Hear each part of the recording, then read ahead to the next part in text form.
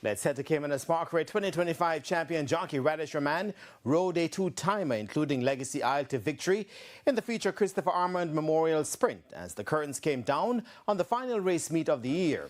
Denise Walters has our racing review.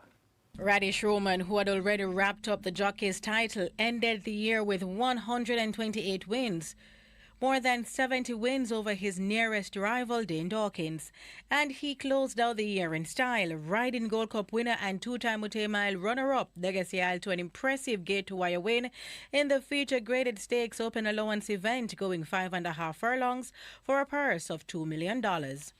As they're coming into the top of the lane, and the Legacy Isle is loose on that lead and powers right away from them. The rider having a peep in the mirrors as the Legacy Isle is in complete control. A crack of the right-hand stick inside the final furlong. Legacy Isle, it seems to be all over. This is the Chris Armond Memorial Sprint, and Legacy Isle is in complete control under the champion Radish Armond. Radish Armond and Legacy Isle win by double digits. Desert of Malibu second. California Crown is third. Pack Plays is fourth.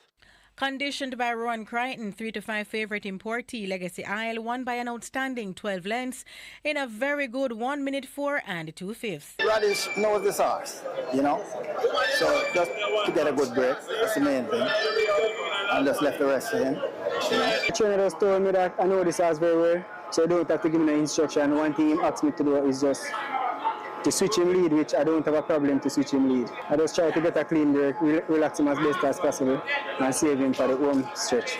Meanwhile, 5-2 chance, Prodigious Power upstaged his more fancied rival 1-9 favourite Sir Don to land the co-feature Die Job Sprint, a restricted stakes contest for native bred and imported 2-year-olds going 6 furlongs for a purse of $2 million. Yes, Power is really testing Sir Don this afternoon, coming to the half a furlong pole. It's a good-looking race in the Die Job. Prodigious Power looks to be getting the upper hand. Sir Don digging in. Sir Don, Prodigious Power here. Ooh, that's too tight. Not trying to split those. Then comes a Comuna Tracy back and forth. That's Blythewood. Ridden by Delroy Beharry and one of two winners for trainer Anthony Nunez, Prodigious Power just got there by a nose in 1 minute 14 flat. Trainer said just break him and get him out. Very nice. He break a little slow, but me get him out, and then the one horse gonna lead, so me sit side that one horse don't move. So coming around the tree, me know me have it in hand. So low him. In the straight, 2.5, to the 2 furlong, in the straight now me have him. But him come a little over for me, that's why I have to switch going. So me get busy back there, so. Prodigious Power is a really nice horse. The last time he ran, he literally stood up in the gate and then crawled out. He really wants to go longer, but you can see that he's, every day he works, he gets a little more better.